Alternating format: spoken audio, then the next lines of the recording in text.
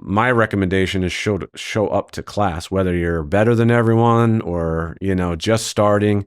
And I like I said, I feel like there's the ego thing, because I feel like when you put somebody out in the street, they should have a certain level of toughness, all that. And then when you don't feel like you are, or you have to prove it, how tough you are on a mat with, some people who may really be super tough, drop it all, drop the egos, just get in there, do it. It'll save your life. Maybe something that you learn and your experience on the mat that you pass along to a friend that's on the job could save their life. Hey guys, if you missed out on the last conference in Nashville, Tennessee, you don't want to miss out on the next one. It's April 28th through May 3rd, Orlando, Florida, the Gaylord Palms Resort and Convention Center. You made a mistake missing the last one. You don't want that to happen again on this one. 5 days of some of the best training you're ever going to experience packed into one event. We have an early bird special right now, $50 off. Use 24 early bird on our website, streetcop.com. Look for the conference, click the link, register today. If you want to get significantly better at this profession in 5 days, don't dare miss out on the 2024 Street Cop Conference. 111, 110.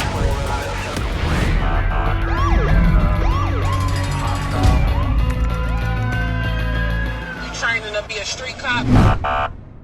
Hey guys, welcome to this episode of Street Cop Training Podcast. I'm your host, founder, and CEO of Street Cop Training. My name is Dennis Benino, and I probably should have told Phil Migliarese that we were going to just go from wherever, because he's sitting here probably thinking, we didn't discuss anything about the show before we started, but me and Phil have already been chopping it up a little bit, and I'll let Phil give you a little context of who he is. We were put together by a mutual friend, and it's really cool shit. Glad to have Phil here. Phil's got a good story. Phil, I appreciate you taking a ride over from the Philly area. Yeah, it's easy. I'm glad to see that you aren't shot, which is awesome. No. Phil, tell us about you, man. So I grew up in Philadelphia. Like I was telling you, I grew up in a interesting family. I grew up around all fighters my whole life. Going back to my great-grandfather, my dad, and now me and my brother have been involved in jiu-jitsu since I was a little kid. So I met the Gracies when I was about 8, I think. And then I never stopped. So 47 now, and just, I'm still crazy about it. So how often are you training? Have you trained competitively? And yeah, so rewind, like my 20s and even early 30s. I trained 7 days a week, sometimes twice, 3 times a day. I was crazy. So I would train in jiu-jitsu or wrestling or, some sort of martial art and, compete. The scene back then was not what it is today. The competitors today, they're actually making money for matches. I made zero for... I always say, like, I'm lightly jealous of all the major competitors these days because, they're all making a living, which is great, I always had a secondary job or a backup. And what I was telling you, I just recently exited a digital company. So I was involved in digital marketing, either as a consultant or a business owner for more than 20 years. So that was my backup gig that always supported my passion gig, which is, owning jiu-jitsu schools and, dabbling in other products as well. So I came from an entrepreneurial / fighting family. It was an interesting family. yeah, it's interesting, dude. Yeah. What kind of fighting did your grandparents and great-grandfather and father do? So they say it was like a gentleman's boxing. You remember, those images that you see? Well, going back to Italy, my great-grandfather was, tough dude and came here. And then my grandfather and then my dad. And then like learning jiu-jitsu was interesting for me because everyone in my family, they were strikers, right? And, I learned jiu-jitsu, spent a couple years in there, and I was able to like take my uncles down, and get them on the floor and mount them and, not hit them, but just show control. Yeah. So I knew that there was something else out there besides just boxing or using your hands, and the rest is history. From there, I just fell in love with it. And, I traveled out to California. I was all over the world for grappling because let's just say early 90s, I was in high school still, and I just couldn't wait to get out of high school because I knew I was going to get on a plane and go places and learn and then bring it back to Philadelphia. That was kind of my mission. And I went to the Gracie Academy in Torrance, California, was, biggest and best, and Elio Gracie was there, and Orion Gracie, Hoist Gracie. So that's where I would go, like in the 90s, back and forth. My direct instructor is Relson Gracie. So he's Hoist's older brother. and he's known as like the champion of the family. And I lived with him in Hawaii, and just kind of poked around the world and checked out all the grappling. I lived in India because when I was a child, I also started yoga, and I still do it today. Like I still do jiu-jitsu, and I lived in India. I wrestled there with the Indians, and oh shit, yeah, it's interesting. They wrestle in like red clay. So for collectively 6 months of my life, I was there. Lived in Thailand, trained Muay Thai. Yeah, so I kind of popped around a bunch of different places to just make sure we're doing the best thing before I ever opened anything. So I opened my studio, Balance Studios. It's going to be 21 years in October. We opened that, and I brought jiu-jitsu, some striking, and yoga together in one spot. And, it started small with one gym. We branched out here in Philadelphia. There's like three locations. And then around the planet, over 50 affiliates now. So they're affiliated. So there are black belts or brown belts went out there and opened something where we partnered or something like that. Obviously, you were in high school in the early 90s. Mm-hmm. Yeah. Not far. Lawrenceville. Oh, really? You're Jersey? Yeah. I went to Lawrence High. Oh, were you born in Jersey too? No, I went to high school there. Just here. Yeah. How'd you end up doing that? I used to summer here, hang out with my grandparents, and I met all the kids, and then high school was going to start for me there, and I really didn't want to go. And I ended up going here. Yeah. Your parents let you come over to this side with your grandparents? Mm-hmm. That's super cool, man. Yeah. How was your relationship with your grandparents? Oh, terrific. Yeah. They're like second parents, obviously. And still alive? My grandmother's still alive. She's 97. Wow, I was going to say, dude. Yeah, my grandfather passed away, but my grandma, she's still around and still hilarious. Oh, shit. Is she funny still? Yeah, my grandmother's hilarious, yeah. I have an uncle turning 99 next month. Yeah, that's amazing. Yeah, and he's like living on his own, still drives. Wow. World War II veteran, D-Day Normandy, first wave, 3 tours in Germany. Amazing dude. Huh. So in high school, you go to Lawrenceville. Lawrence High, sorry. Yeah, not the... Right, you go to Lawrence High School. What are you like in high school? Do people know what your history is as far as being a fighter? Yeah, not many people knew jiu-jitsu then. You have to remember, 93, the UFC came out. So I remember in school. When did I graduate? I graduated in 93. Sorry. So that's when I graduated. I remember it coming out. I remember seeing it as a kid at my grandmother's house, coming out on pay-per-view and being advertised in the early 90s. Yeah, so, I had been training and they knew I knew something. I was like tested too. First 2 weeks of school, I was like the city kid that came in, and I guess there was a kid there who was like a tough guy, and he like shouldered me in the hallway, and he was like, we're fighting at 3:00. I was like, oh, cool, okay, yeah. Did you fight him? Oh yeah, I fought him. But did you kick his ass? Yeah, I hit him. He didn't. Yeah. So I grew up throwing my hands. Right. So that's all I really had to do. I hit him one time, and then that was it. People knew from that point forward. They kind of knew something. And then a lot of, then my friends would play around, like grapple with me. And I also worked out with some of the kids that were wrestlers. And I didn't wrestle on the high school team, but I was friends with all the wrestlers because I would like work out with them. Like, how does this kid know this? Because I was a boy that trained with men. I was never in a kids class. That's how early I started. It was, my brother and I, and there was only a handful of people on the East Coast that started jiu-jitsu. Right. Very small. So it was like 11 of us. That's where it started. And pretty much, unless I'm completely mistaken, I've never heard otherwise, but jiu-jitsu in the East Coast kind of started in Philly.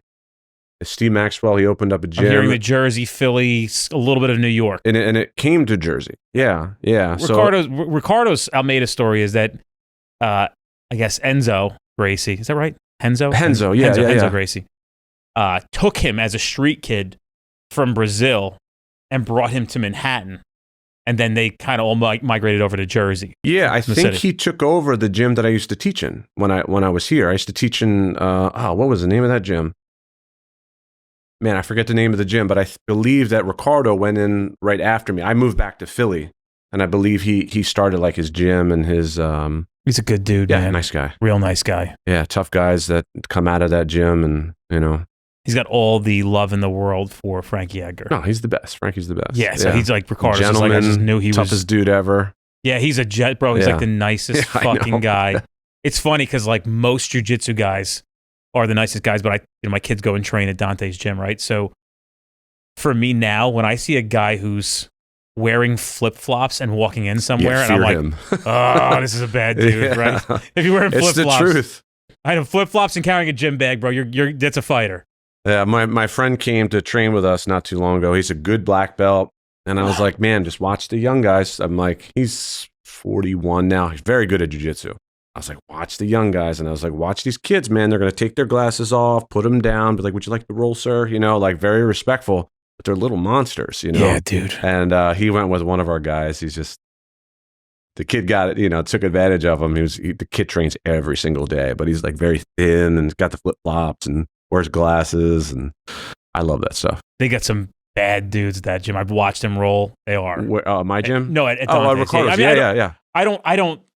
You don't I'm know in the the circuit. people. I bring two. Yeah. I bring a 9 and a 7-year-old. I'm sorry, a 7 and a 6-year-old. Yeah.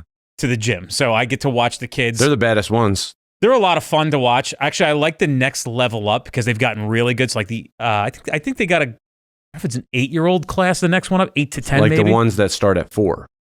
So we start at 5 there. No, I'm saying I start at 8, 9. You see the kids that start at birth now. Their dad's a black belt, play with them a little bit. They go into a class, play a little bit. By the time they're 8, they're like little black belts, but in a little miniature body. Pretty incredible. That's what I'm saying. Rich Bruno is an instructor for our company. He's a firearms instructor, and his kid goes there too. That's where I hang out with Rich. And I was watching his kid go the other day, and his kid's fast. Yeah. He's fast. He's moving along quickly. I mean, he's still figuring out. I think he's either 8. I think he's 8 years old, 8 or 9. But he's fast. He's quick. I'm like, man, Rich, he's fast. He's like, yeah, he's pretty good. He's been doing it. He's a gray belt. Yeah. He's been doing it for a little bit. I watched my nephew. So my cousin, Frank Ambrifi, he was the law enforcement, and he was, man, I think he was the first person to bring jiu-jitsu to Northeast Philly, right? He used to teach cops first 30-something years ago, just got a couple, law enforcement together, show some jiu-jitsu. Comes from a wrestling background too. So he's my partner I have a gym in Northeast Philly too. He's my partner there. His son, right? So Frank Ambrifi is he's grappling 40 years, let's say, right? All that knowledge into his kid. He wrestles and he's in these big camps and stuff like that. The kid is lightning speed. I sit back. He can walk across the mat on his hands, and these kids are amazing. He's 7 now. Wow. Yeah, it's pretty insane. But he can lower his level and fire in like lightning. I think I get a kick out of that stuff. Just seeing this like natural aptitude with grappling or any, even the striking arts too. My kids are going about a year, so they're not super impressive yet. But I have seen a lot of improvement. They seem to be getting things a little bit more. It's starting to click now. Yeah. A little bit. So when did you land back in Jersey or essentially Philadelphia? Yeah. So let's think. So went to high school here. Like I said, got tested a couple times, but I did. See, jiu-jitsu is cool. I can do it in a way I can throw you without smashing you. I can put you down and get you in a hold and be like, you believe it? And you're like, I don't have to squeeze it. So that's what happened to me in high school. But everybody was cool. I actually went out for the wrestling team. So I think my sophomore year, everybody's telling me, you got to do it. You got to do it. I was like, okay, I'll try out. And then I worked out with, like I was a child, but I was like, these people are children that I'm rolling with because I was used to going with giant adult males that are trying to kill me, They were never nice to me. And I did well with a couple of the kids. And then the coach there, who I knew, he was a gym teacher too. He was a coach of the wrestling team. He was like, bring Jason over to go with him. He was like the senior that was jacked. He was like head of, he was an assistant coach also. Wrestled him, and I did a little trip move, put him down. And it's actually funny. Like I didn't know I didn't know the point of wrestling on the ground, essentially. The pin, hold. I was like, I didn't get it. Guy had his arm up. So I put him in an arm bar, but I knew not to arm bar somebody in wrestling. I just held it. But it was like a technical pin in wrestling. This guy went bananas. He's pissed. He got up. He's like, yo, you and me, we're fighting. Like he was, got in my face, started like yelling. They split it up. It was heated. And his ego couldn't handle it. No. And I wasn't being disrespectful. I just was doing the stuff. I was just doing what I thought I was supposed to be doing. He got mad, pushed. He was ready to fight again. I mean, honestly, I was ready to fight him. I was like, could we do this in school? That's great. The gym teacher, the coach had to go with this guy. They were like, Migliarese is not getting on. So I didn't get on the team, but I literally worked out every single day. We had this little auxiliary gym in Lawrenceville. And it was like matted. I just work out after school where I worked out with a lot of my friends. I taught them as much as I could. And then I would go back to Philly on the weekend. So I'd train like Friday night, Saturday, Sunday, and then go back to school. That's all I pretty much did during high school. And then when I went back to Philly, I prepared to travel, you know. So here's another thing you should know. When I was 17, I was going to graduate a little early, 93. That January 93, I got in a car wreck. Pretty nasty one. Nothing to the point where I'm, you know, there's disability, but broke my hips, broke my neck. Wow. Yeah, broke everything, you know, like this little jiu-jitsu kid, and now folded up and in pretty bad shape. So I recovered that year, but I don't know. It was one of those injuries where I was on my back. There was no pins, no casts, nothing like that. They were just like, stay still and you'll be okay. I had to lay still and just, you know, get myself through the day, like looking up at the ceiling. Wow. Yeah, it's crazy. So, you know, thankfully I had some yoga training because I would do like breathing exercises to keep myself sane. Think, read, watch tapes. And I say tapes, probably half the people out there don't know what I'm talking about. All right. VHS tapes of jiu-jitsu stuff. Like my training partners were cool enough to send some stuff out. And, you know, how to get myself through that one. So during that period of time, let's say it was about 7 months before I got up on my feet. I was no good. I had this plan in my mind. I was like, you know what? This whole like immediately go to college thing and, you know, go through 4 years, get a job in that, and then putting jiu-jitsu, which I had a feeling it would be something because it was nothing then, right? The UFC had just happened. Let me remember how that happened. I don't think it was called the UFC either, right? Yeah, it was the Ultimate Fighting Championship. Was it? Yeah. Okay, Ultimate Fighting. Yeah, we were there. What was it called before that? Nothing. Yeah, it was Horian Gracie. So it was one of our instructors. He invented the He was UFC. getting banned all over the place, right? Everywhere. Except But, Vegas, right? Well, no, Denver. So you fast forward, I get better, right? And I just make this declaration, like, I'm going to go full force into jiu-jitsu and yoga. I'm not doing anything else, you know? I'm going to, you know, I was an avid reader at that point. I already did all that stuff. So I'm like, I can... kid, dude. Weird kid. Yeah, a lot of... Interesting. Not the typical road that people go down at all. Well, I'll tell you what happened. The car accident knocks some sense into you, you know? And it makes you feel... vulnerable. Part one, lucky, you know, knock on wood, I wasn't disabled. There are a lot of people in a lot worse situations and a lot, you know, their physicalities, you know, I still move around every day and train jiu-jitsu, feel pain from this accident still. Oh yeah. But it's nothing compared to what some other people have experienced. So I don't try to, you know, use it as a boohoo thing. You know, it's really what happened, but it was like a pause in my life to analyzed. I was 17. So I was like, what am I doing with the rest of this thing? So I said, I'm going to go full force into this thing. And then the UFC, we go out there, watch Hoist, you know, do his thing and change the world. What were you thinking when you were watching that shit? I had seen and been involved in street fights, right? You know, growing up in Philly, like, you know, if you were never in a street fight, you were weird, you know, like at that point. Now it's the opposite.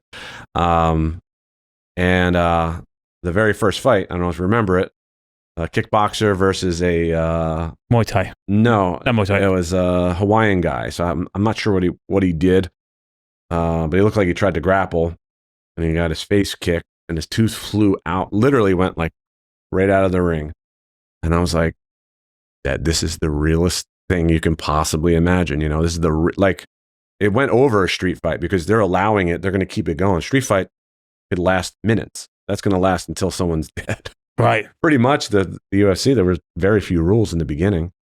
And I was like, wow. You know, I shifted right there too after I saw that fight. And then I watched the other ones. There was a part of me, I'm like, is this a sport? You know, like guy got held on the ground, got his head bashed in with an elbow. I feel like it went, in today's standards, they all went way too far. You know, damage to the athlete. We don't want that. Right. But it was exciting, and it made jiu-jitsu the most notable thing around. So you talk about high school, no one knew what I was talking about or what I was doing. I had to explain like this thing, jiu-jitsu, there are these Brazilian guys, they're Gracie. I had to tell that story 200 times a day. And then after the UFC, no need. Everybody knew. So it was kind of cool. And then, like I said, I lived with those guys, most of the Gracies, and competed. Went through a teacher training with Elio Gracie. So he's, you know, He was the Grand Master of Jiu-Jitsu, invented a lot of what we do today and the systems that we use not only for civilians, but for law enforcement. So I was involved in all that stuff. And funny enough, so we teach law enforcement classes, it was called Grapple 100 years ago. Now it's the Combatives, the Gracie Combatives. So I knew all this stuff. I knew how to take a gun away, hold someone down, put the cuffs on. I could do all that stuff when I was 16. Wow. Yeah, it's crazy. My uncle was the chief of police in Lawrenceville. No shit. Seabridge. So William Seabridge. So he brought me in one day. He was like, show these young guys, it was all police officers, with the fake guns and stuff like that. Some moves in there. And everyone was like this. And, this is a kid. What does this kid have? And then we talked about the gun and took it right out of his hand. And then another cop, we were talking to him, I just clinched him. There's a little move you can do to take it right out of the holster. And they were like, all right. Because what I would do is I would show the problem and then offer a solution later. I was like, when I was in my 20s, I used to travel and teach law enforcement. That's awesome. That's how I would present it, because I knew how to win a crowd over, to understand, this is why you need it. You definitely need this stuff to retain your weapon, to actually use it properly, to, not have to use it. So you can use your hands and your weight and jiu-jitsu abilities instead of, escalating. It's amazing the state of affairs we're in and the access we have to such training.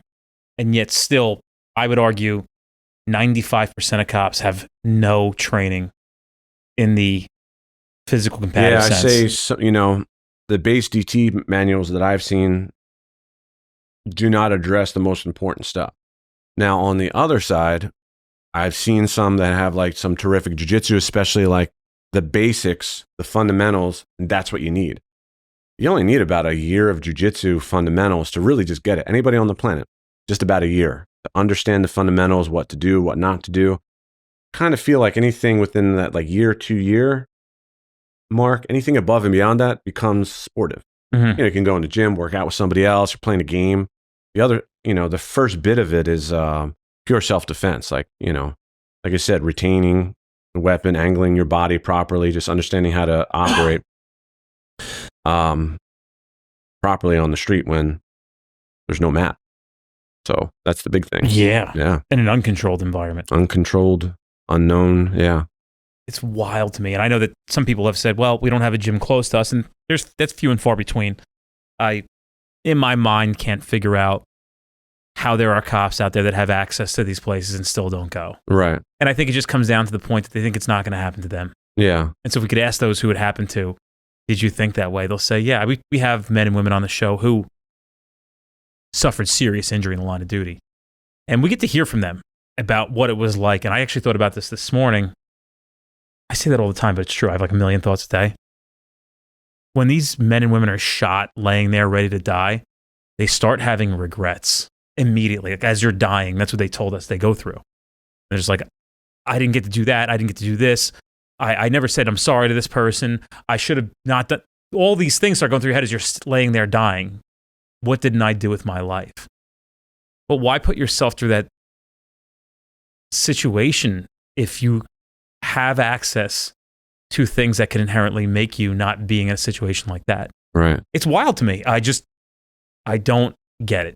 And there's only if you had a 200-man police department, I bet you there's 10 guys that train at the whole place, and girls as well.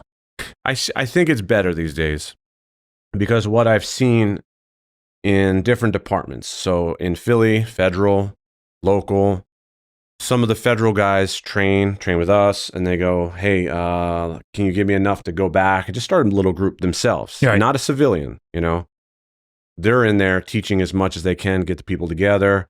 It's a good idea to get, like a good black belt that understands street, not just the sport things. Someone who understands the street. That's why I like the Gracie Jiu-Jitsu style, because it addresses punches, kicks, slams, headbutts, things like that.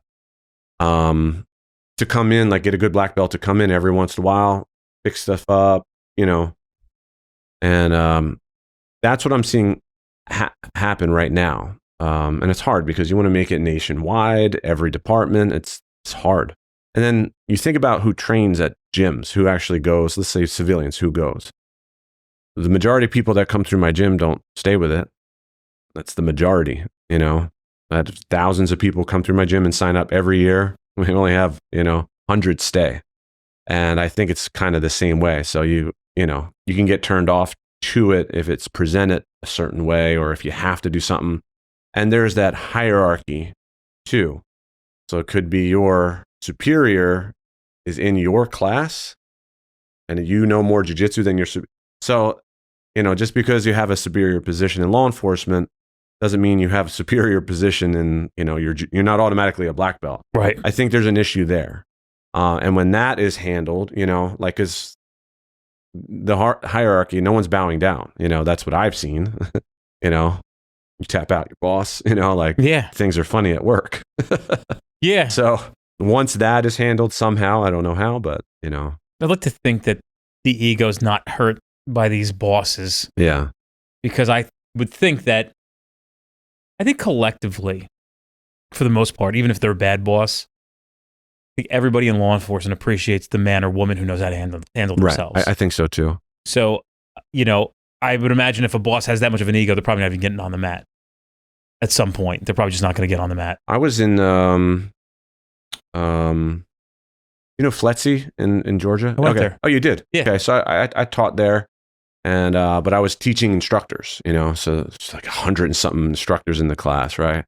And there were also, I believe, some military there doing something. I'm not sure what, but a couple guys came and they were in like different clothes, cargo pants. They were just in different gear and they looked differently too. They were big dudes. And one guy tested me. He was just like, what if this? What if that? I was like, well, I have this curriculum and I'm just going, you know, by the numbers right now. I can get to that later. Kept pushing. So I said, all right, lay down. Let me show you. He was like, I was just getting the hand in a cuff position via, you know, the Kimura lock. Okay. Yeah. So you do it without breaking the arm, but you can get it behind the back. And then I was talking about it. And this guy puts his hand in his pocket, tries to one up me, pulls a blade out. He didn't unlock the blade. It was clipped into his cargo shorts. Kind of crazy. And then my mind, I just went, boom, took his arm in the real Kimura armbar and I smacked the knife about like 50 feet away. It slid down the whole mat in such a dramatic fashion. Everybody was like, and I won him over. This guy was like, thank you so much. I love it. So I had to win that guy over. And then talking, like I was the guy teaching the class. He loved me all of a sudden. Like he was my best buddy.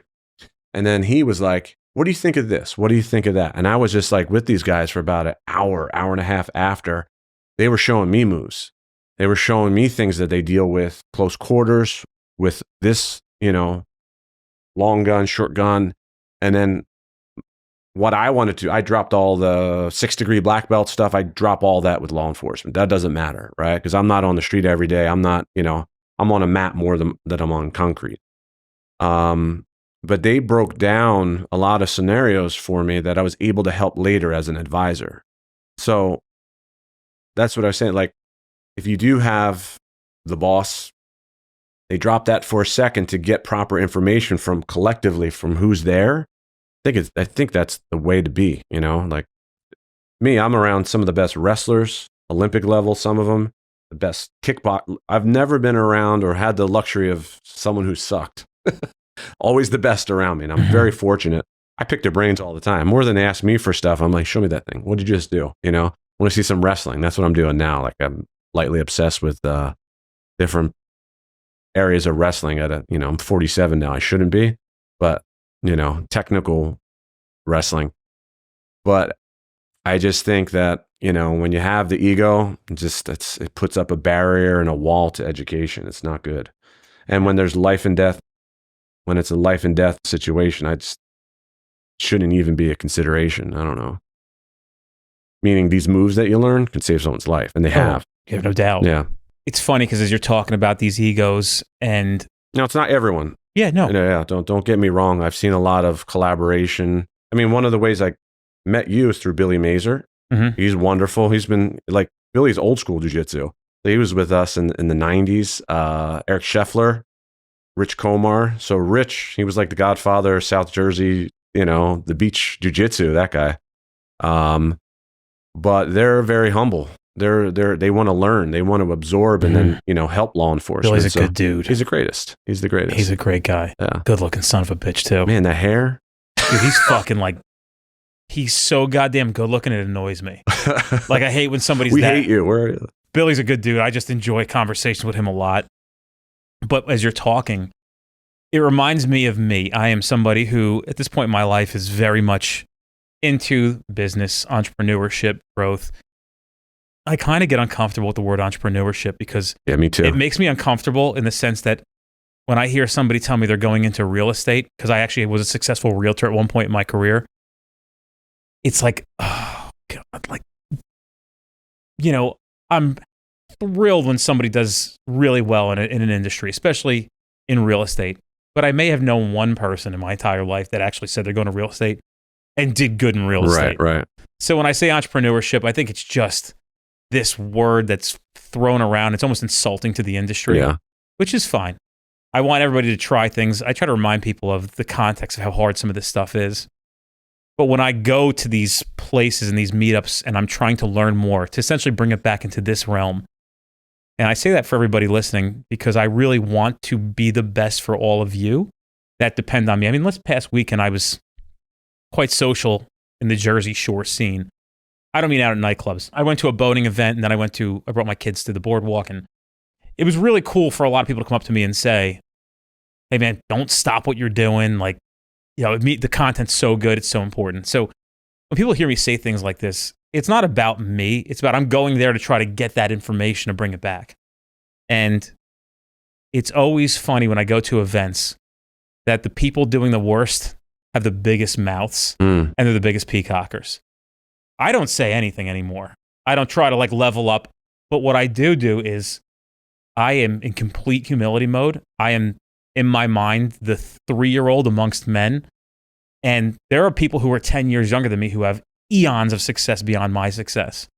And I sit there and just pick their brains, man. Like, tell me. They're like, no, you're doing a good thing, bro. I'm like, I know.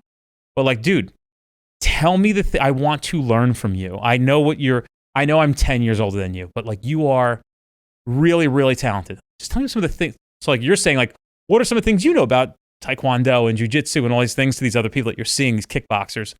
I say to these guys, tell me things. I'm dying to know. Well, did you ever do this? No, I didn't. Yeah, this will work if you do it that way. Oh, that's really good, man. I never thought of that. It's so fucking smart.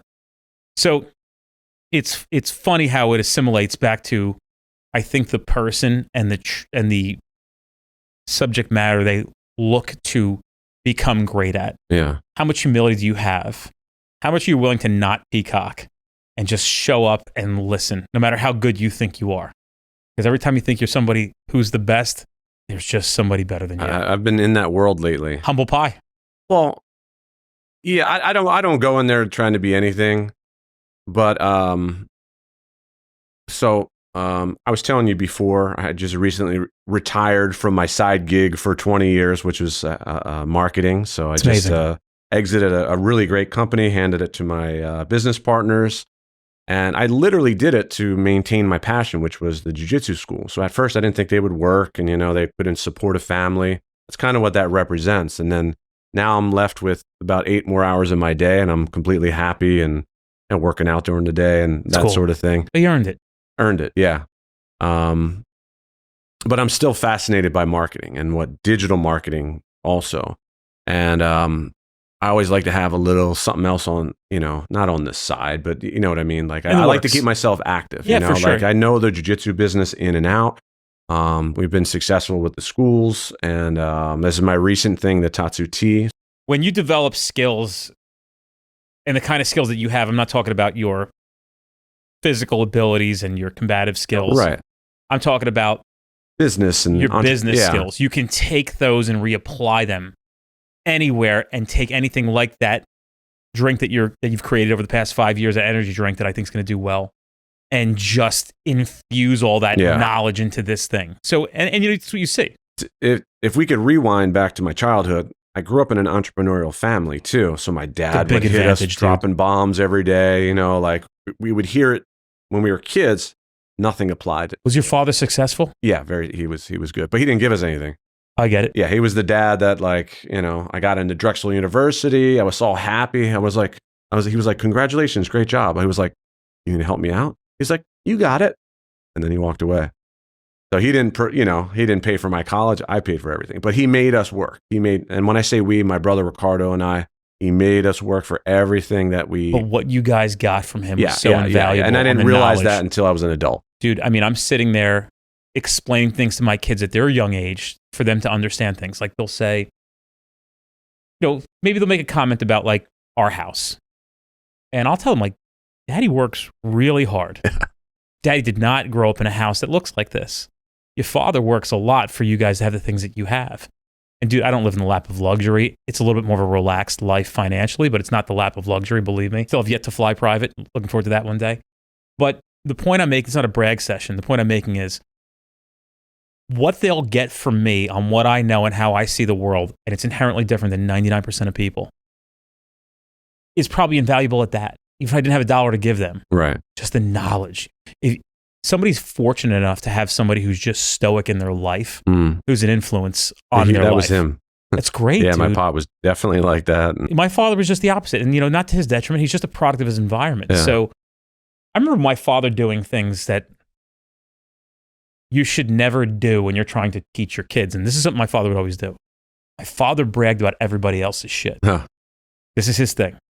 And hey, did you see this guy? You see that car he got? Oh, Maron. It's what a car. You couldn't believe it. Like, it was never like, you could have that too. It was always like, essentially the message was, you will never have it, and just admire what other people have. Yeah. And then it took me a long time, probably till my early 30s, of like, you could actually have stuff like this. And I say that to share that with people listening to this podcast is everybody. Essentially, some guy just asked me a question recently. He's like, hey, what do I got to do to become wealthy? He's a cop. I said, first of all, unfortunately, you'll probably never be wealthy as a cop. But here's a good place to start. Work twice as much as everybody else in the beginning. Then you get smarter. So you don't have to work that many hours. You just work more intelligently. If that makes sense to you, you tell me if I'm wrong on this. That's my whole What game. I'm learning now is it's not about how many hours you put in. It's when you put hours in, are they smart? Yeah. Are you? I was going to say that's what interested me in when I was a child, computers, because I understood the scalability of a business. Once you take it online, there's major scalability. Mm-hmm. With like a martial arts center like mine, you can only fit so many people. You can That's only, right. But if you have digital products that are infinitely scalable, That's where we're going right now. What's in the works. Yeah. So and I've seen the real numbers behind some major companies that we worked with, and I see what they sell, and I see how many, like some had digital products. Incredible. So the product that we're doing right now is Street Cop University. It's a subscription-based product. We've revealed a little bit about it, and people seem to be very eager for it. But people have to understand that I personally have spent 10 years, almost 11 in this company, making sure everything we put out is not a piece of shit. So once this is ready and I look at it and say, this is going to be great.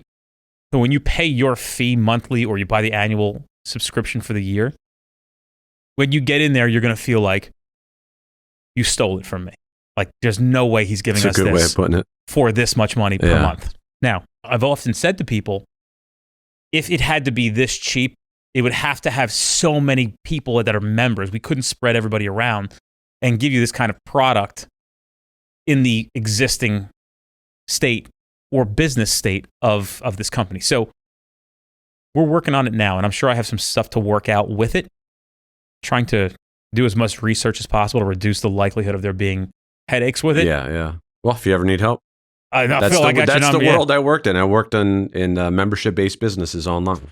So I will need your help. That's what's kind of funny. You're going to regret saying that because now I'm going to be like, hello. I'll give you free t-shirts. Yes, done deal. I work for shirts. I love it. But yeah, hopefully I could do something for you on the other end of it. But yeah, dude, I'm not somebody who, and just know this, Phil, I always tell the mentors that I have, I'm part of a mastermind group, and I just get together with these guys, and they're all really good to me. They're all way ahead of me. But I always tell them, like, guys, your hour or 2 hours sitting down and helping me out, it goes from me to 10 other people because I'm mentoring other people who are below me. Right. and I don't mean that below me in like life. Yeah, I get it. Business is a road. And I think everybody's just at a different mile marker. So they're at mile marker 1. You have to edit that too. Let me do that again. They're at mile marker 1. I'm at mile marker 3.2. And maybe you're at mile marker 5.7. And then some of my friends are at mile marker 6.3. Yeah. We're all on the same road. We're all running the same race. We all have different skills. We all have different abilities. But I think that when you meet some people who are pure-blooded, purebred business people who are entrepreneurs, who are obsessed with the process, who this is what we love the most. Like, I love this. This is like my life. Like, I enjoy this the most. You know, dude, business is tough.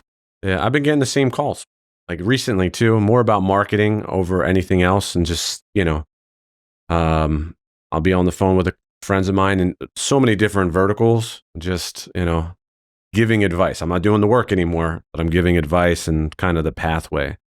And I try to push everyone to some sort of digital product.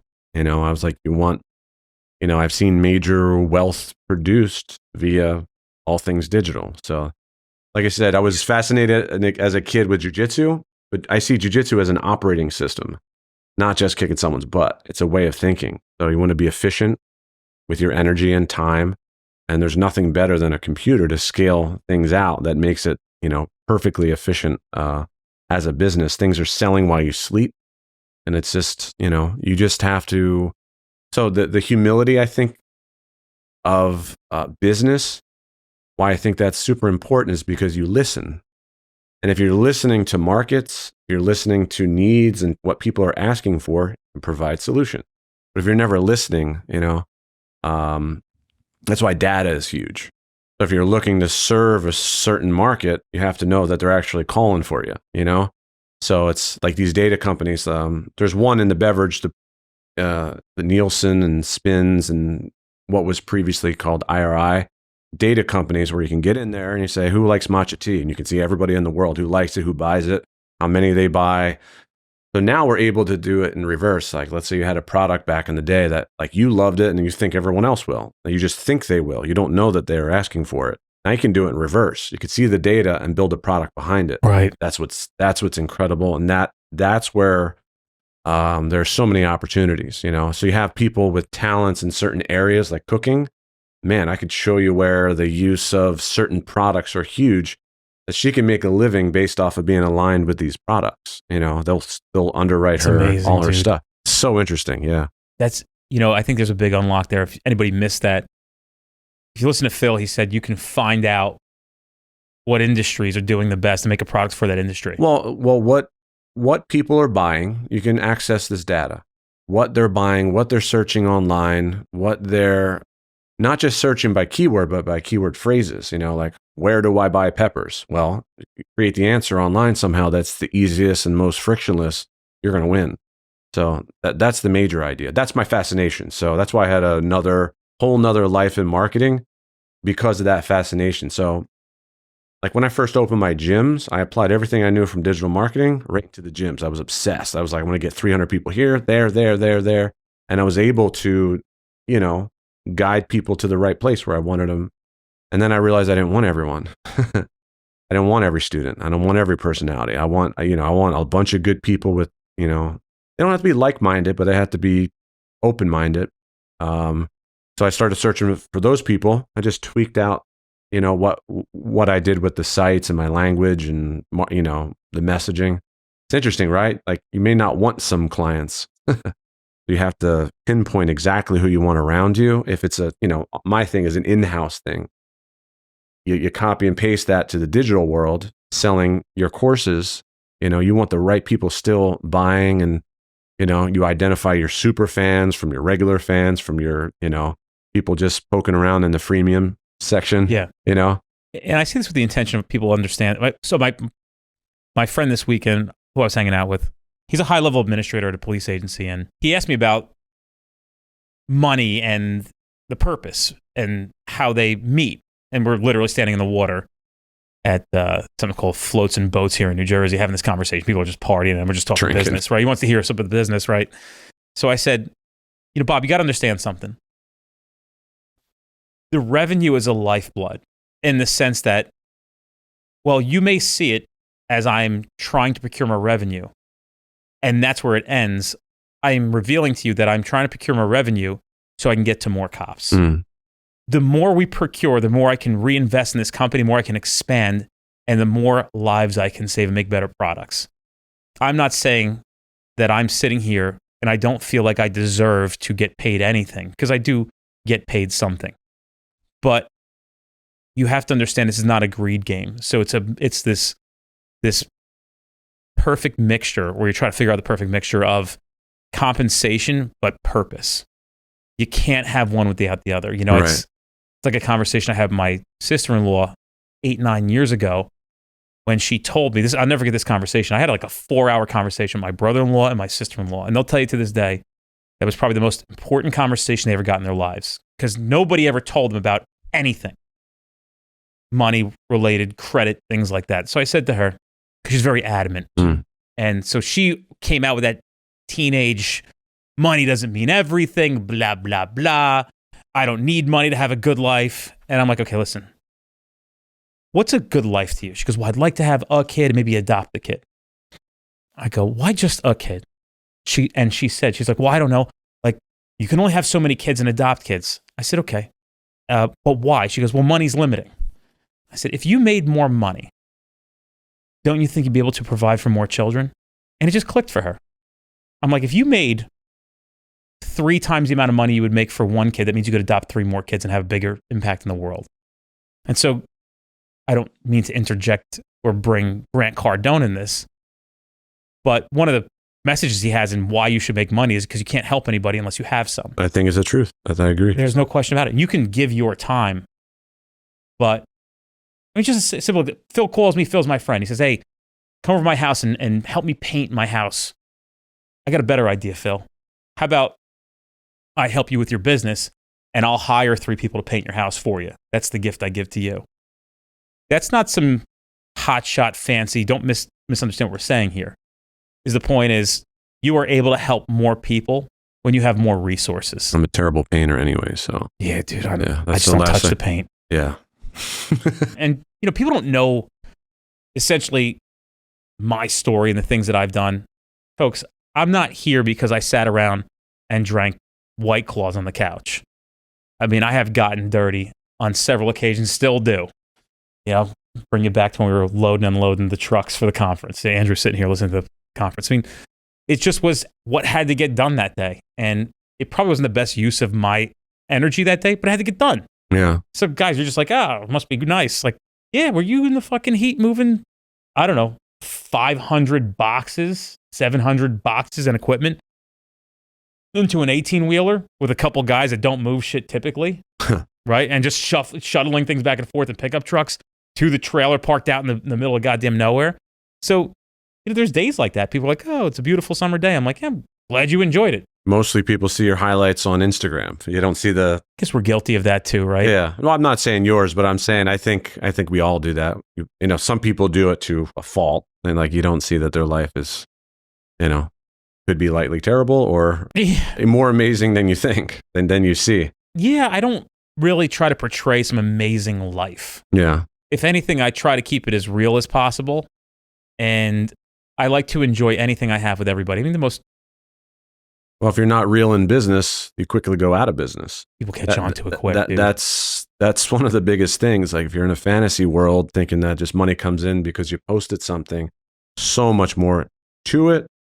And, you know, according to what sort of world you're in, you know, if you don't do the life things to, like you were saying, your lifeline is your revenue. And if you're not allocating that properly or, you know, reinvesting that, or that's it. That's why so many businesses go under, because it's like a fantasy world associated with a lot of business, you know. That's what you said, like entrepreneurial. Like I don't consider myself an entrepreneur because I've been in something for 30 years, jiu-jitsu. I just know it, you know. If I were a major entrepreneur, I would have, well, actually with this beverage, I am kind of jumping into a world that I'm a white belt in that world, but I'm a black belt in the business of like jiu-jitsu and marketing, you know, and I'm daring to go somewhere else. But I often see that people ignore certain things in business, meaning that they don't think they're real, and you suffer the consequences then. It's like a fantasy life, you know? Yeah. I mean, I'm obsessed with business growth and the education behind business. I literally sit every morning, all morning long, on my drives, just listening, picking up on the nuggets. There's actually, right now, there's this Alex Hermosi video, and he deserves a shout out. And it's called, I think it's called Branding. If you look at it's like an hour and 5 minutes long. So it's a branding one. I'm sure it's up to 500,000 views on it already. And it's not for everybody. You got to be in business. Yeah. Or care about branding. Actually, you could be in business and so it actually has nothing to do with the branding. Yeah. He starts the video out, if you'll know if you're in the right one. He says, I'm only going to talk about branding for 5 minutes because I actually don't think that that's going to help anybody here. And he goes into really very, very raw core concepts, maybe 5 significant concepts that you need to apply to your business right now. And I listen to it weekly to remind myself of what I need to be doing to make this thing better, because I have a lot of eyes on me and a lot of people depending on every move that I make. And so, I'm constantly trying to listen to learn. I just like being humbled. I really enjoy that. And I'm so open, but you can't be too vulnerable, because then I think people right now where I'm at, people are starting to see that there's something really big happening here, with all humility. And so I've got to be a little guarded on who's coming into the circle to come in and be a part of it. Partnerships, ambassadors, things like that. People are starting to recognize that we are progressing and having a lot of momentum in the law enforcement community. It's a big community. It's not a small niche. There's, essentially 700,000 cops in the country. Yeah. So it's not a small community, and we're trusted for a reason. I think the point is I'm not trying to ever disrupt or negotiate the trust that I've built for anything short term. So anytime I talk to anybody, I really got to really be very smart and thoughtful with where I'm going with this thing next. And dude, there's a lot of no's, and a lot of just like, nah, it doesn't even feel right for me. So because it doesn't feel right, I'm just going to hold on to it. I would love to do something, but it doesn't feel right for me. And I just don't want it. If my gut's telling me don't do it, I'm just not going to do it. How does that make you feel? Yeah, that is branding. They say essentially branding is what you feel in the pit of your stomach about a company.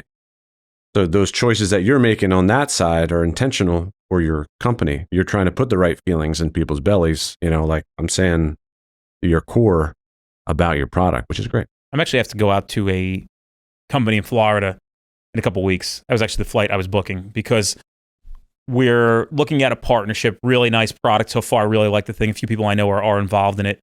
And I just said, look, I got to come down and see everything for a couple of days.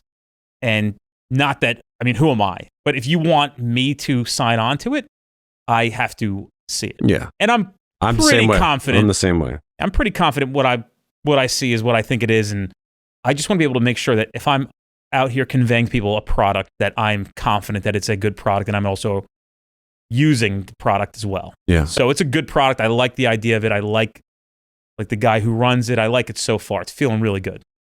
But we'll see. I have to go out and vet that as well. Hey guys, follow us on all social media platforms, to include Instagram, Twitter, Facebook group.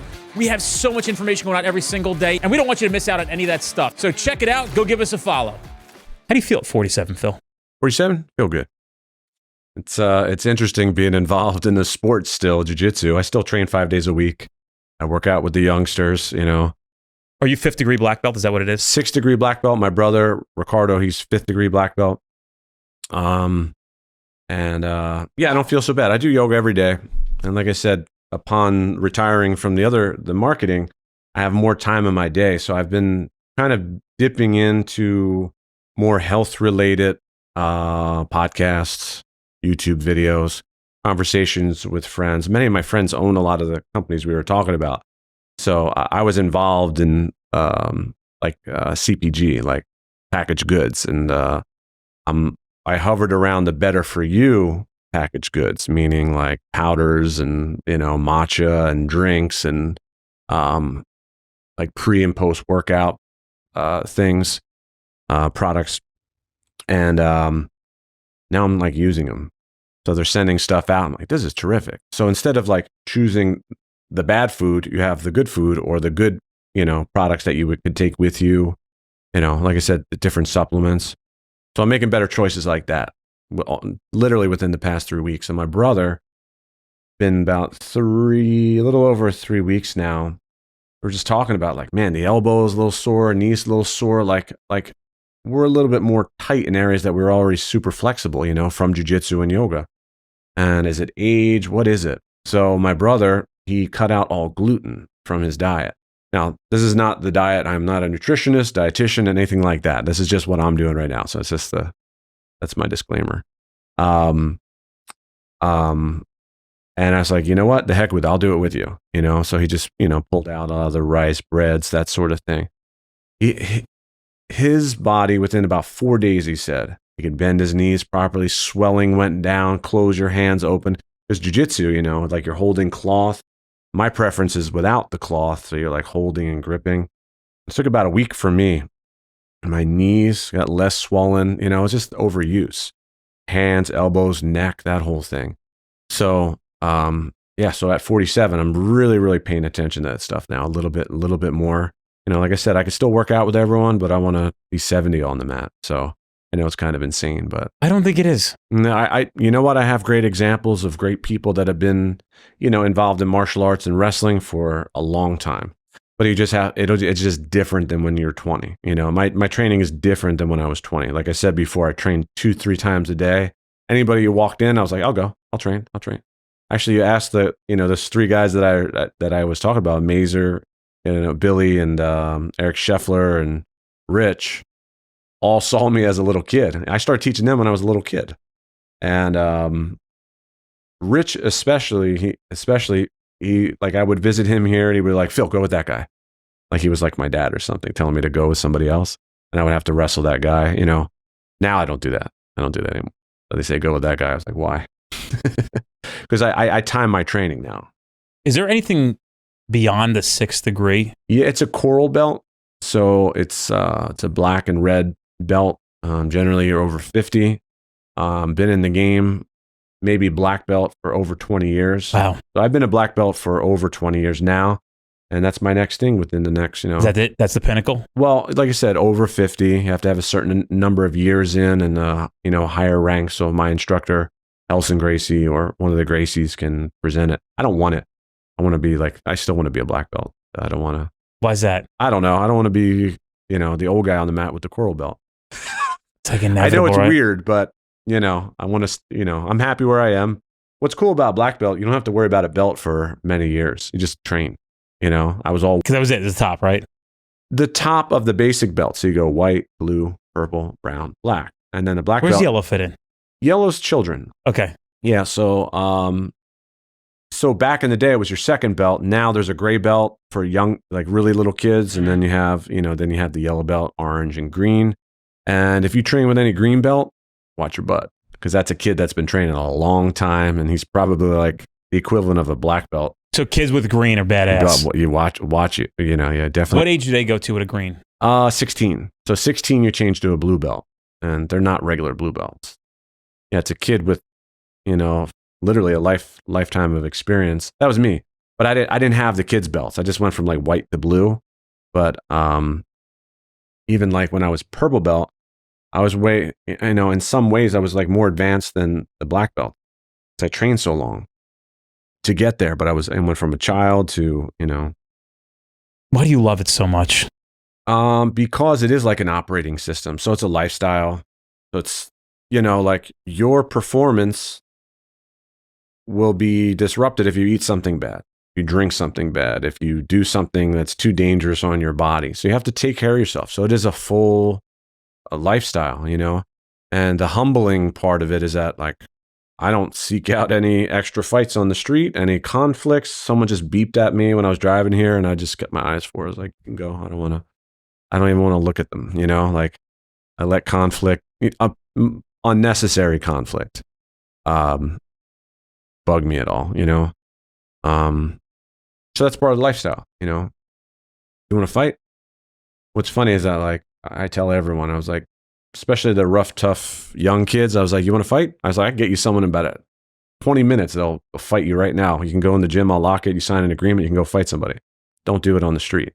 That's so I can go, whatever that energy is that we need to get out on the mats, whatever it is in me. Like I said, I think it's hereditary. I think I came from a lot of, tough people, and I'm not the tough guy in my family. My brother's definitely the tough guy. Is he? Ricardo, yeah. Oh, yeah. Does he have kids? His nickname's the Animal. He has 4 kids. I have 1 kid, yeah. Okay. So, How and we have nephews and cousins, and you have to see, it's like... Is everybody fighting? The Gracie family is big. They have hundreds of members, and we're catching up. We got a little... Oh, shit. Is everybody a fighter in the Migliarese family? Yeah, there's a lot. There's a bunch, yeah. No kidding. Yeah. Yeah, they're coming out of there. Because they like, my cousin or my uncle is Ricardo Migliarese. I have to train. I have to do it. And, then their friends train and they have their little group. Sick. That's awesome. It's awesome. But it's all positive too. So it's not, you're not in a gang. You're in there training and promoting a healthier lifestyle. But jiu-jitsu, it goes into, you're talking about entrepreneurship. I have a bunch of friends that train with me that own very large corporations and, from chains of restaurants to some of the biggest law firms. They train jiu-jitsu to do 2 things: burn out whatever that energy is that they don't need. Secondly, to help them with their brain. Mm-hmm. So to help them lead, to help them focus on strategy. And it's a strategic martial art. You're playing chess with your body. So if you allow yourself to pull from there and paste over here in your, a more professional world of wherever you are, it's huge. We studied war and combat for business for, quite a long time now. So there are a lot of parallels between, what goes on the mat. It's a little microcosm. You have a little match. Let's say someone beats you. You have to deal with disappointment, with failure, with that. Well, if you can't deal with that, just forget about business. You were talking about rejection and, just forget about business because that's all you're going to deal with. I've been working in sales for over 30 years with memberships in gyms. I started as selling gym memberships. And then I went to martial arts, and then I opened my own gym. And, not only do I sell martial arts, but like our back end, like we were just talking about before, they can actually log in, see my face, and I can actually teach them how to sell a proper membership, Mm-hmm. And we're not like the sharks either, trying to pull salesy tricks. I was like, all that stuff is nonsense. I was like, you want to train? And all we do is we offer a discount very quickly. That's all I do in my gym. I make it so easy. And if they don't want the discount, they pay the regular price. If they don't sign up within a week, they just pay the regular rate, which is still affordable, the next week. That's all I do. Been doing it for 21 years, making it super simple. Anybody can learn that process. But the point is, sometimes even in business, people don't focus on the sales component, the marketing component. There's so many things there that could be overwhelming. It's nice to train a little bit. Like I said, once you train, you did a little bit, right? And trained a little bit before, right? I never trained. I'll just say you're a black belt now. So, but, even working out too, or if you've ever done yoga, the thing that's released allows you to focus on the other stuff. So your business, some people are more focused on academics. Maybe they want to become a professor or speaker or something like that. It's not necessarily business. I think jiu-jitsu is definitely a good thing to do. And it's marketed for free for us via Joe Rogan, our student, Lex Friedman. I was talking about him earlier. He's one of our black belts, very large podcaster. He's awesome. He talks about jiu-jitsu all the time, has these major jiu-jitsu players on there. The best marketing you can ever get. And, I'm super thankful to those guys. They made it super popular. Just the art of jiu-jitsu, not MMA necessarily, but the importance of just jiu-jitsu. I have 2 final questions. The first one is a message for somebody who's in business or is going into business. 1 to 3 things that you've learned. Make sure it's the business that you would do for free because you may be doing it for a while for free.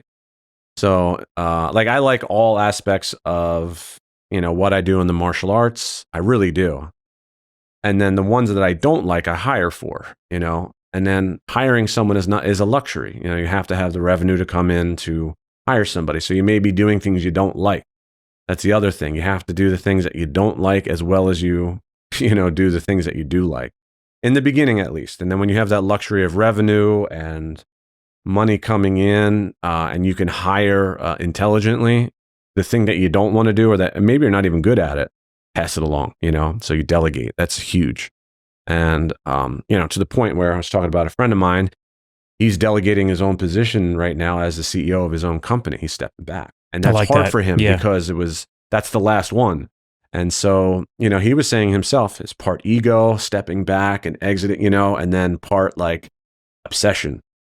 So, and the other thing too is like, be true to yourself. So be, self-aware of what you're doing. So that's self-awareness on his side. He's admitting, oh, my ego's keeping me in here when I back away. And the next CEO comes in. He was the founder. The next CEO comes in. I'm going to be happy they're taking my company to the next level. You have to know that, the person that you're bringing in is helping, not hurting, so that, but yeah, definitely, get into a profession that you would do for free. I would do jiu-jitsu for free in 2 seconds, and I do all the time.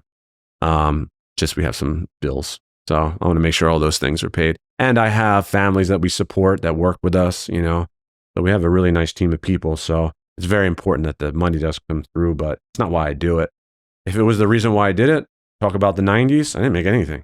I just did it. I went all these places. I taught privates. Now I can get $300 an hour for right now. Back in the day, it went right to the gym. I didn't even get paid for it. What's a private look like? It could be different. It could be a full educational private. Someone will come in. They're lower dollar because no one's beating you down, or they're like you don't have to train with them, stuff like that. So we have these privates that like your first 10 to 12 lessons in jiu-jitsu is a very traditional private lesson because Elio Gracie invented it. This way, this is the first one, second one, third one, right? Jiu-jitsu was originally taught in Brazil 100 years ago in private settings, not group settings. There weren't that many people, number one. And also it was just, a better way to do business, and it was, tailored to professional. So it could look like that. And then also I have, in the past, I stepped back to work on the business, not in the business. Not that I didn't like it. I already did everything in the business, from sweeping the mats to selling memberships and all that stuff. And I can go back to it, and I still do. I'll sweep them. I'll do whatever it takes to keep pushing it forward. So like me moving into working on the business and not in the business. So I had to focus on, leading. I don't like to say from above because it's a team, but I had to lead the team. And if I didn't do that, I had multiple studios, so that would suffer. So I pulled away from teaching private lessons. So since I pulled away, if anybody one-on-one, I was like, yeah, give me $1,000 an hour and I'll do it, And I had 2 people actually do it, but that's a sparring private. So that's me. We shake hands. I don't know you from anyone. We're going to go, we're going to go for a full hour. So 2 people took me up on it in 20 years. And who's going to pay $1,000 an hour? You gotta have a lot of bread. So one guy, he was just so gung-ho to do it. And another guy, like he came in, he paid his money. I was like, wow, I don't know, I hope he enjoys this one, And I started and he was a brown belt. He was good. And I started wrestling with him. And the wrestling side of it was a sparring private. I tired the guy out in 7 minutes. He was just dead. He was like, all right, let's do some moves. So he did moves. And then everybody prepaid too. And then the next guy, he wired in. I got the money, and I waited for him for like 3 hours. Never showed up. Wow. Yeah.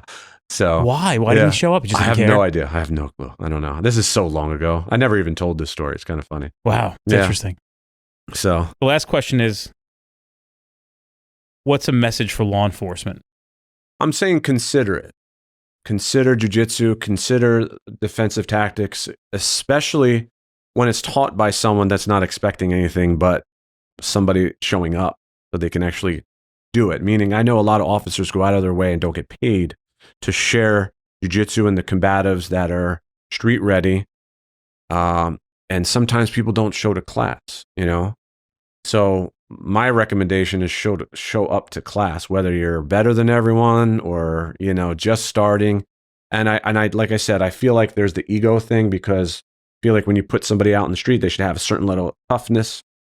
all that. And then when you don't feel like you are, or you have to prove it, how tough you are on a mat with, some people who may really be super tough, drop it all, drop the egos, just get in there, do it. It'll save your life. Maybe something that you learn and your experience on the mat that you pass along to a friend that's on the job could save their life. And I have a folder. I've been teaching law enforcement technically since I was 16 years old. So that's when my uncle brought me into the Lawrence Police Department and showed some moves. From that point to now, I have a folder of thank yous from law enforcement. Thank you so much for this move, that move, this thinking, that thinking, whatever it is. I keep them and I look through them. And one of the most important ones was two big ones. One was for wellness, mental health. So he got in there. He made jiu-jitsu a part of his world. He trained in a gym, like a regular jiu-jitsu gym, and it changed his whole mentality. He wasn't going down the right path with his mind. And it was getting dangerous at that point. And he started training and changed his whole body chemistry, he said. It's a huge one. The second one was FBI agent that I remember teaching because they were they're about 100. He was a 120-something pound male. He was very interested in techniques.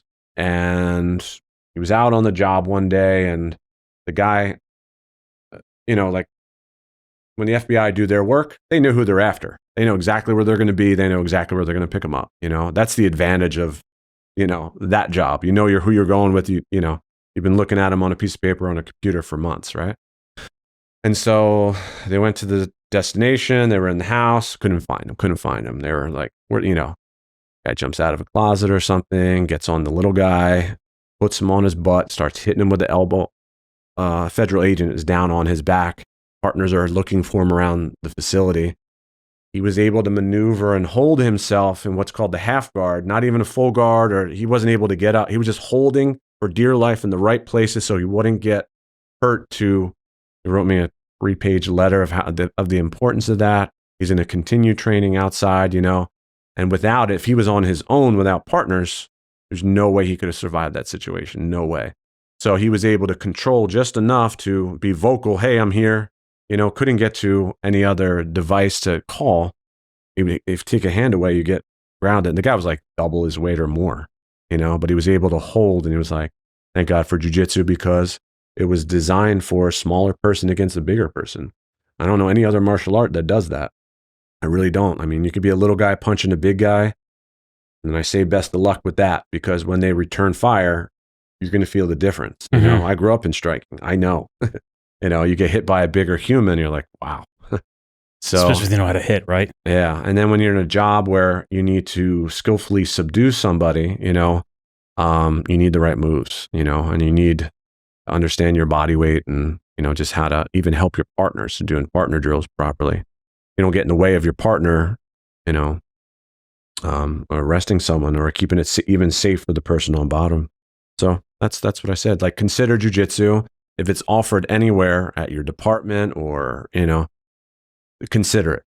I highly recommend it.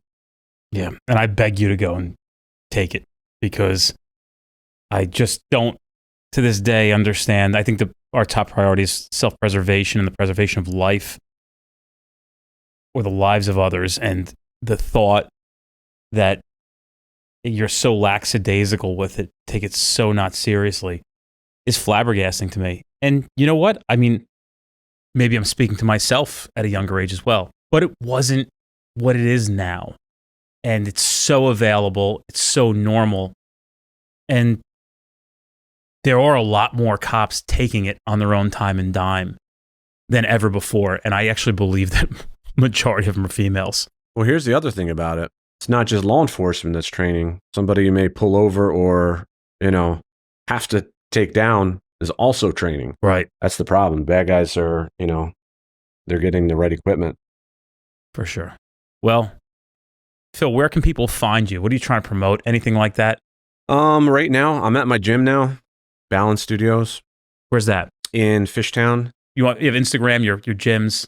Yeah, so I'm on Instagram. It's under Jiu-Jitsu Matrix. So that's my nickname growing up. And my school is Balance Studio. So on Instagram, it's at Balance MMA. You guys do a lot of work with law enforcement? We do, yeah. So we'll have things once or twice a year at the gym. So if you ever want to know about that, you can follow, like I said, the Balance. If a cop wants to come and take training with you guys, what should he or she do? Just call. Yeah. Our basics program, it's 90% of the law enforcement program. So they're actually getting the same thing. That the only thing that would be different would be the gun retention. How long do you think somebody has to go through a program with you guys before they feel a little more 6 comfortable? months. Yeah, more so or less. commit to 6 months, have a lifetime of skills. I think so. Yeah, or just the base level that you would need in a real encounter. So amazing. You could take this and just implant this into police academies. Yeah. And fix so many fucking problems. Save so many lives. Wild. Yeah, it is. 6 months. It's a blast having you here. It was a really good podcast. I truly appreciate it. Thank you so much. Appreciate it.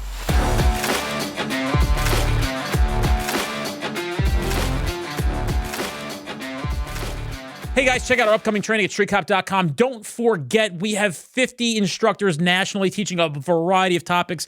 These are the best classes you're going to experience in your career. We make sure of it. You're going to love it. I guarantee you're going to be thankful that you went. Check us out at streetcop.com for all upcoming classes in your area.